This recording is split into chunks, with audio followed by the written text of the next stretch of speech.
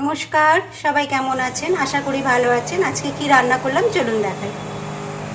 এখানে আছে এক হাঁড়ি গরম গরম ভাত। আজকে শনিবার, আমাদের নিরামিষ। শনিবার আর শুক্রবার নিরামিষই খাই আমরা।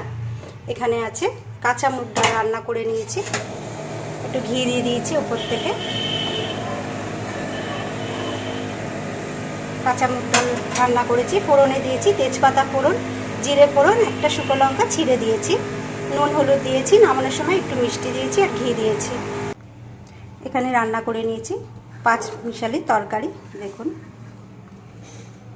এখানে আছে আলু, কুমড়ো, বেগুন, কাঠি কচু, মূলো সব দিয়ে একটা সবজি করে নিয়েছি রান্না। এখানে আমি বড়িও ভেজে দিয়েছি, ফোড়নে দিয়েছি 5 ফোড়ন, তেজপাতা, একটা শুকনো লঙ্কা দিয়েছি, একটু জিরের গুঁড়ো দিয়েছি, নুন হলুদ, স্বাদ মতন মিষ্টি, নামানোর সময় ধনে পাতা দিয়েছি, দিয়ে এটা রান্না করে দিয়েছি। শুকনো শুকনো করেই করেছি ডালের পাতের জন্য। আচ্ছা, এখানে রান্না করে নিয়েছি বাঁধাকপি, নিরামিষ বাঁধাকপি করেছি, এটাও গরম, এটাও দিয়ে দিয়েছি। আমি আলুটাকে সিদ্ধ করে নিয়েছি, বাঁধাকপিটাকেও একটু ভাপিয়ে আমি ফেলে দিয়েছি।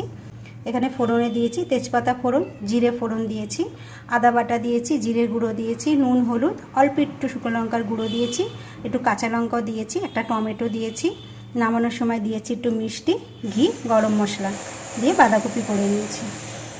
তাহলে আজকে এই পর্যন্তই। এখানে আছে বাঁধাকপি, 5 মিশালি তরকারি, এখানে আছে ডাল, এখানে আছে গরম গরম ভাত।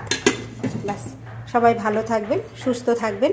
আবার সবার সঙ্গে পরে দেখা হবে।